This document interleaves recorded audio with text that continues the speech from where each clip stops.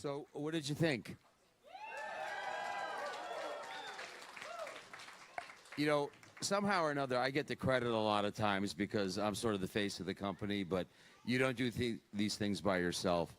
And when I think of all the help we got from the network, our cast, the writers, my partner, it's unbelievable. We all believed in this project, and we wouldn't settle until we got it right. So I'm so glad you all liked it. So now, I would like to invite our cast up to a little Q&A. So come on, everybody.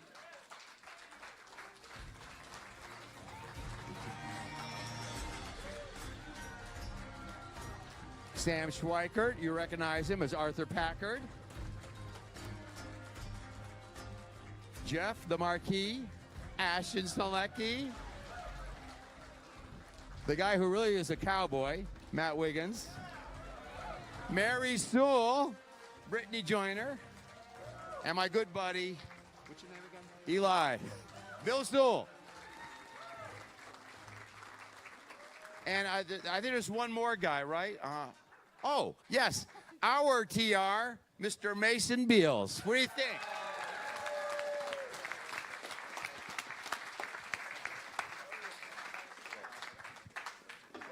Alrighty, so let me see. Where's Avery and my rodeo queen? Cody and Avery will be going up and down the aisle. If anyone wants to ask a question, just give us a wave and we'll do it.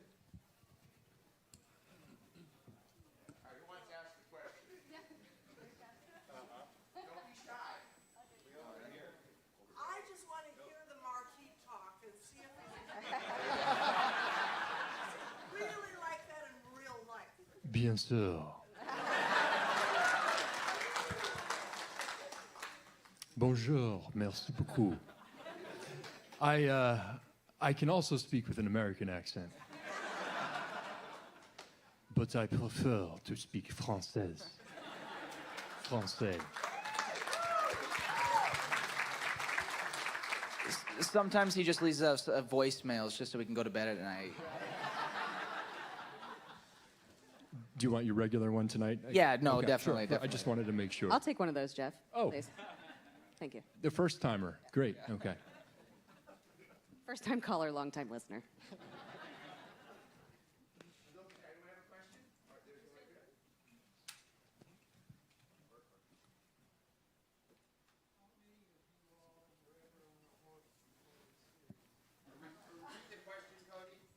How many of you had been on a horse prior to this series? A couple of us. No, they're Matt Wiggins, very experienced horse rider. You can probably tell by watching it. The rest of us they trained us for it, which was great for Dow and myself. And when we came in not knowing how to ride horses in the show, it was obvious. It was one of our first days riding, bouncing around. It wasn't too hard to act that. Once when I was 11 years old out in Phoenix, Arizona. And that was you? Oh, yeah, that was you. Okay. Makes sense now.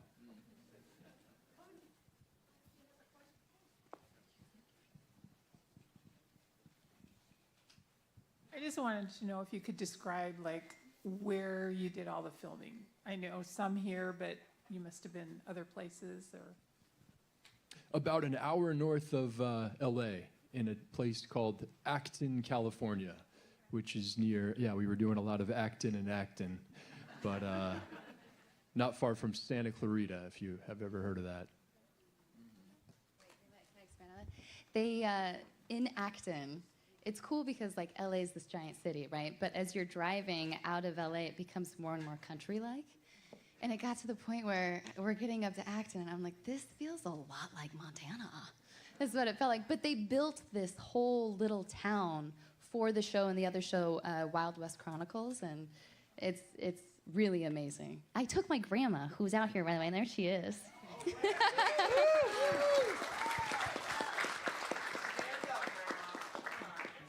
Is she waving? There she is.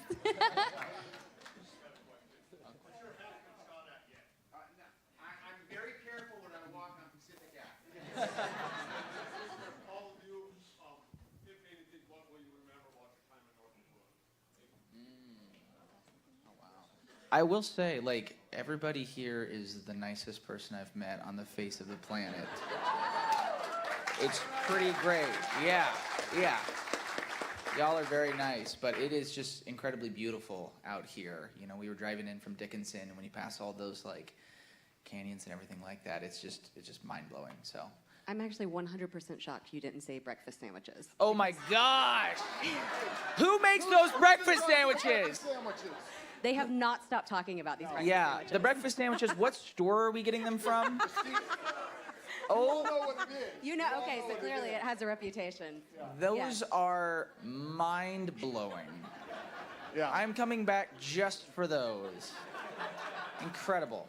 The landscape here is incredible. When we were up, we had a chance to go up to the new library museum, and looking around, you know, I wanted to be able to describe it when I went back to California, and I was taking pictures, and I'd look at the picture, I'm like, it's nothing. The picture, it can't get it at all. When you're up there looking, I don't know how many miles you see off the top of that place, but it goes on, and it's absolutely beautiful. And we come from the land of LA, the land of smog, so you can just feel the difference in the air. It Yeah, just there's feels definitely a so weight to the crisp, air. so crisp and so clean. And similar to Mason, to me, just the biggest takeaway is the people. Everybody that we've met here, whether it's with libraries, historical sites, just people on the street, has been so kind and welcoming, and it's been such an honor to get to try to tell the story of this town and this time period. And the people have been just the best, and that will be my takeaway for sure. So I'm from Eastern Montana, as you know, and it's not very far from here. From Forsyth, here we go. And I think, Grandma should confirm this. I'm pretty sure as a kid I was here, but I don't remember Medora. And coming here, I thought, what is it about this place that somebody like Teddy Roosevelt has so much respect for and honor and awe, and it's become this historical site, or Medora and the Marquis to build this home here, like what is it?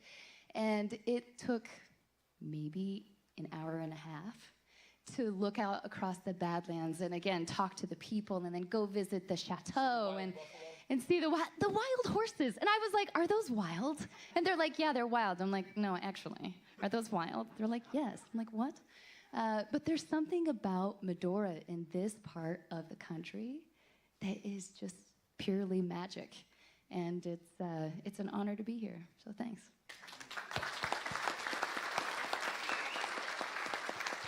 And first of all, thank you guys so much. Another round of applause for everybody that's here. And for me, it's kind of like a little slice of coming home because I'm a Dakota native. South Dakota, but I spent time in Spearfish and Brookings all the way up through my sophomore year in high school. So spent some time at hockey camp here in North Dakota and playing hockey. So I love it. So when we were coming here, it's kind of like a little slice of home. And having moved away, I'm from Iowa in the Midwest, generally speaking, but then moving to LA with all the craziness, like they were saying, there's kind of a weight that's lifted when you come back someplace like this. And what it has done also is open my mind to the idea of maybe at some point in time, relocating back to where things are real. You people are real. But when it comes to the show and what it's meant coming here, it's the magic of emotional connection for me. Because the show it's a television show. But in and of itself, there's a lot of shows that are made. But coming here has opened us up to the emotional attachment that people really still have to the story. And what Medora means to people and what Teddy's time here meant. So going out to the actual locations and seeing the foundation where the cabin was and the Maltese, and then going to the library and meeting people from the town, for me, it's just made us, and Eli and I were talking about this, that we just want to be better for the story, for you, for the American people, and because it's real. This is not just a fantasy.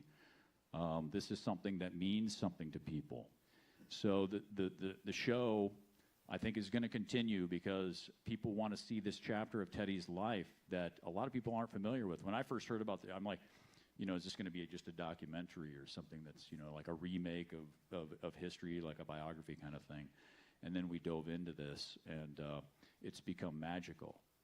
So we appreciate you guys so much, and being here has been so much more than I could have imagined. So for me, it's the emotional connection to each of you.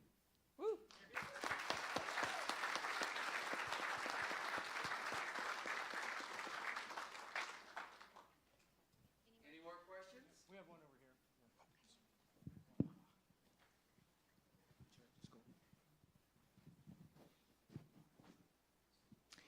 We've been talking in my family.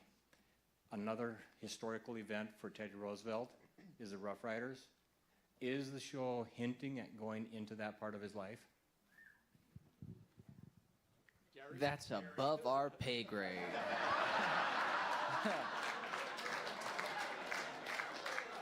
Season 8.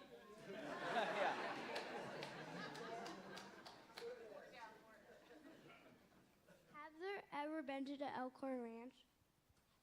Yes, we went out yesterday and got to see it for ourselves, and it was really great. It was like, you just see, I mean, that's what I've thought was like so great about seeing both the chateau and where Elkhorn was. You're like, Teddy and the Marquis both know how to pick a view, Like, you're like, okay, yep, all right, they got pretty good taste, I see why they did what they did. But yeah, it was really magical. Yeah, walking out there along that path, it's a long way from here, especially if you're by horse, like they were back then. It was half a day, and we were walking with a blank. Why is it so far? It's so far. And then when we got to the actual spot, it was like we knew why. Mm-hmm. You got there, you stood there, you're like, yes, this is clearly the spot, and it's really beautiful out there. Yeah. Any more questions?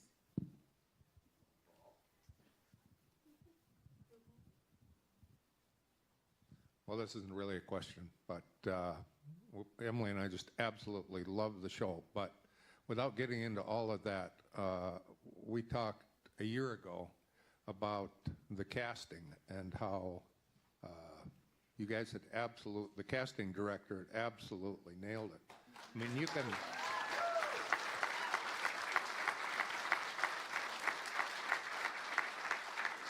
you can look up there on the stage, and you're looking at Bill Sewell, and you are looking at the Marquis and the Marquesa. It's incredible, and that goes right down the line. Watching Bill Merrifield ride that horse across the Badlands in the beginning, that's really moving. But this is what I really wanted to tell you, is about your breakfast sandwiches. Those breakfast sandwiches are made by a woman named Robin Griffin, and Robin Griffin is Margaret Roberts' great-great-granddaughter, and Margaret Roberts was TR's nearest neighbor at the Mulcahy's Cross Ranch. Really? Wow. I mean, I have learned a lot of history this weekend. That might be my favorite. That is wonderful. Do you happen to know, Rolf, who makes the Marquis and Medora themed coffee at the Chateau gift shop? No. Oh, okay. Next time, study up. That was such a typical Marquis thing to do right there. It's so good. I have a question.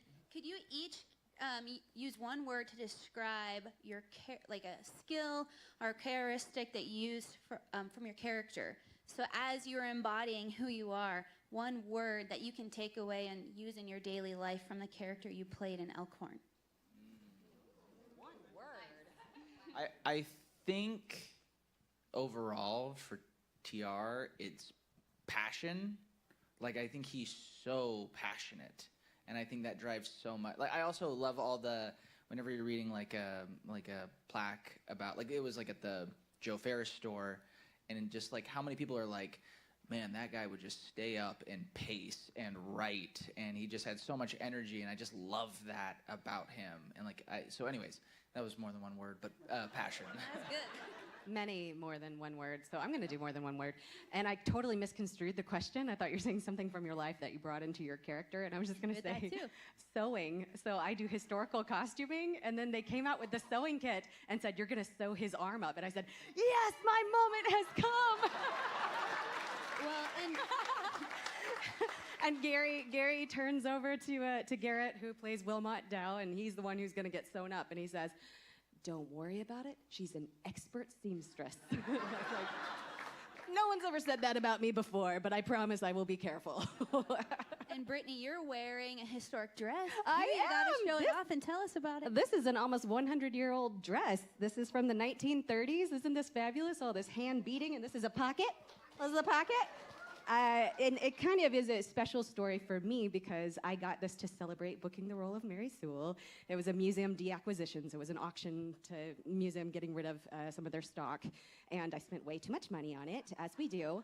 And I just wanted to celebrate, and this is my first time wearing it for the premiere. How fun! Thank you. That's very gratifying. But yes, Mary, solid. That's the word. I would say, you go ahead. Okay. Yeah, for me, I think for the character William Merrifield, the key would be that he's grounded. You know, he's grounded in the land. He's grounded in his history. He's grounded in what he's here to do, and that's kind of the aspect that he's wanting to bring to Teddy. And you saw like he's trying to tell him like, look, stay grounded in what we're doing. Don't give in to the Marquis's tactics of wanting to take you into war and battle. So for me, it's grounded. I would say for the Marquis, it's honor. And you saw that in episode 1, but he was a proud cavalry guy back in France. His family were proud Sardinians. They guarded the king of Sardinia for generations, and it goes way back, way back. And I think he thinks he has fate on his side, and he's going to become the first billionaire of the West. And it's his fate, and he also believes that it was his fate to meet his wife. And you may have heard that Medora and the Marquis were obsessed with each other. They loved each other. So those are the two words, honor and love. And if you violated either of those two words, watch out, because that's when he becomes a villain. That's true. Yeah, Medora, so much to say about her. Medora, her word is bold. She was, y'all know, she was a woman way ahead of her time. She was a builder, she was a dreamer, and she was a doer. And she did these things as a woman in the 1880s, which is insane. She was driven by her love for her family. She was driven by her desire to create a world better than themselves. And that takes a whole lot of boldness. I think for Arthur, I would say hope, because he was this incredibly young man who was out here. He was 22 when he was first opening the paper. And he was writing about what he wanted the future to be. So it was drawing people into this land. And there was a lot of uncertainty, but I think he had to have a very hopeful outlook as to what it could become, that, someday we'd be having a premiere of a show that he's featured in here in this town that he had a paper in down the street. And I think he gets a lot of that hope with his time with Teddy. Teddy kind of encourages him to bring that civility to this town. And so I think hope is something that's very important for Arthur. For Sewell, I would say, he's really like a protector. When TR was a young boy, he was sent to Maine because he was sickly, and Bill Sewell was his guide. Took him on all these hunts and hikes, and they grew this great bond. And then when TR came out here and needed help, and he sent off for Sewell, Sewell, I believe, had a baby on the way, and he left. He left to come help protect TR. And Came to hang out with the boys. Man cave Elkhorn style. But yeah, so he came out to help, and it was. I think he always saw something in Theodore. He saw great things, and he wanted to help encourage him and guide him without telling him what to do, but just kind of be there on his shoulder saying, is that what these are your options. You want to do that? You want to do that? It's up to you. And I'm here to support whichever decision you make. But yeah, I would say protect her.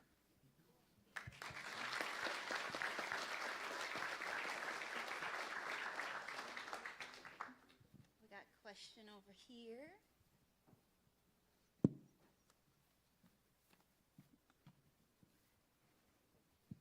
Hi guys, I am a 7th grade geography teacher here in Dickinson, North Dakota, and thank you very much.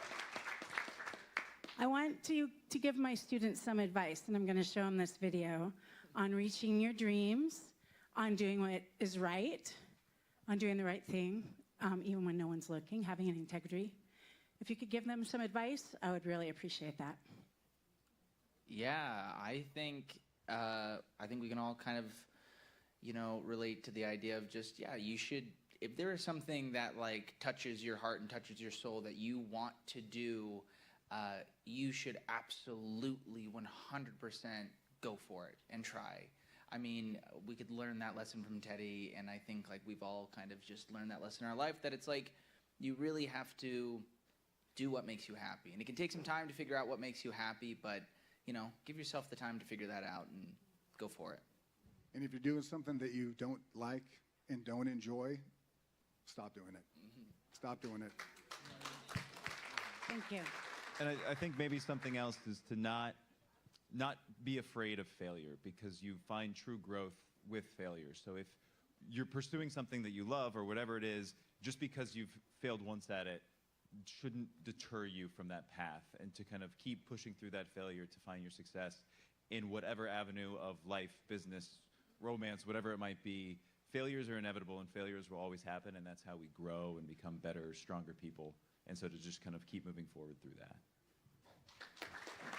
I'd piggyback on that. I think Teddy Roosevelt said the strenuous life. That's what he emphasized, was the strenuous life.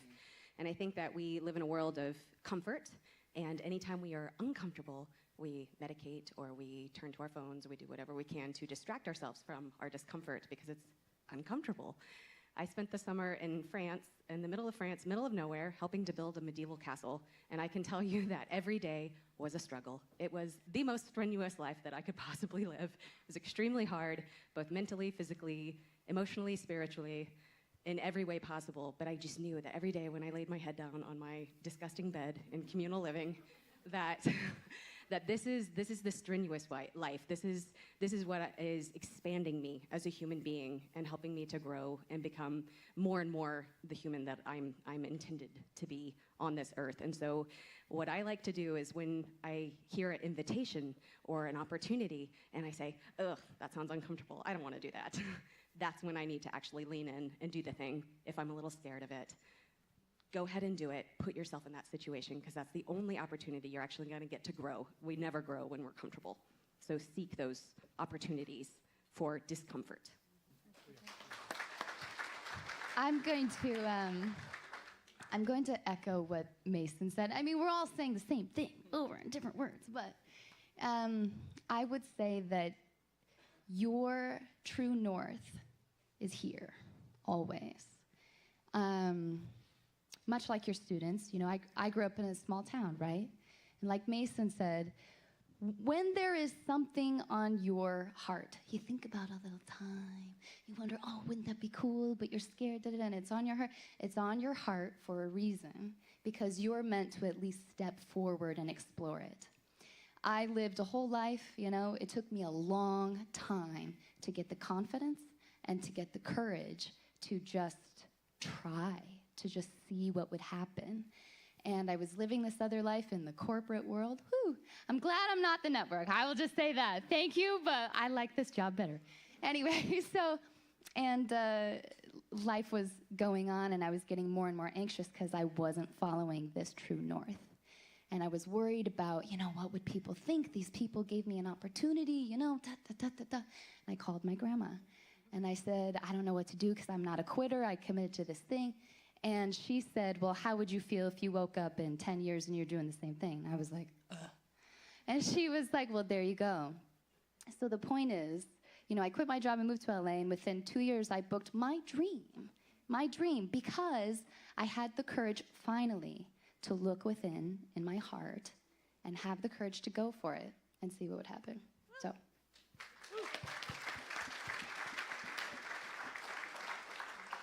Yeah, very much what everyone else said.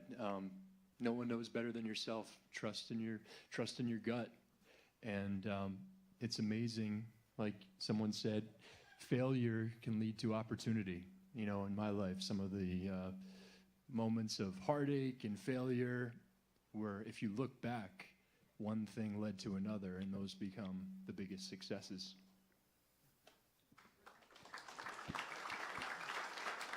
Yes, and finally for me, wow, dreams. Wow. I mean, I remember sitting in Winterset, Iowa, where I was born in Winterset, same place as John Wayne, right? Keeping the Western thing going. And you just sit there, I'd sit there at my grandparents or, at my home or whatever, and just be thinking about life, even at a very young age, and all the things that I want to do. And it's impossible to do everything, but as a man that's, had the privilege of, serving the country as a naval officer and pursuing other things, Thank you for your service. Music and medical stuff and legal stuff. And none of those things took the place of, like they were talking about, like what's right in your heart, like what Ashton was talking about. Because I tried so many things through parental extrajection and some other things to satisfy other people, whether that's your parents or your friends or your relatives or the expectations of society, money, and all of those things. And you fall into a trap of trying to live your life for other people instead of really focusing on what makes you happy as a person. And typically when you find what it is that you're looking for, it's going to be the most difficult thing you do. It's going to challenge you in ways that you've never been challenged before. You're going to want to quit. When things get too comfortable, we get complacent and we get comfortable in a life, and then that's why a lot of people become unhappy. So for me, it was just understanding that after all of these things that I've tried, and my wife can attest to this, that it's time to give up everything, really, other than your family and your support system, and just really go for it, My mother always said I would be a late bloomer, and I guess that's the reality, because I took so many years of my life to try to figure out what I wanted to do, knowing that I always wanted to go to LA. I always wanted to be in the adventures of film and live the lives that I wanted to live, and there's only one career that I could do that in, and that's through entertainment, being an actor and bringing those stories to life, and then my music career as well. So for me, it's just really search your soul for what you want. Don't listen to what other people or society are telling you, but be prepared, because it's going to be the hardest thing that you've ever tried to do. And but if you continue on and you improvise, adapt, overcome, and persevere, you will find success. It won't be in ways that you may have imagined, but it will come. One more question. Who's got a good one? Well, I was just going to say, I have children, and I always try to tell them, and it goes for everyone, if you don't try as hard as you can and put everything you can into the one thing or anything that you really want, you will never know. So tell the kids, you'll never know if you don't try your hardest. You'll always think, I wish I could have I just didn't try my hardest, and it didn't happen. So if you don't put everything into it, you'll never know. All right, we have our last question right here. So my question is for Gary, as much as it is for the cast. And I think it's safe to speak for all of us when I say that we love stories about honor. We love stories about boldness. We also love stories that make us laugh like this episode just did, and we love Elkhorn. So my question is, when there's a season 3 premiere, will you come back? We promise we'll have breakfast sandwiches for you.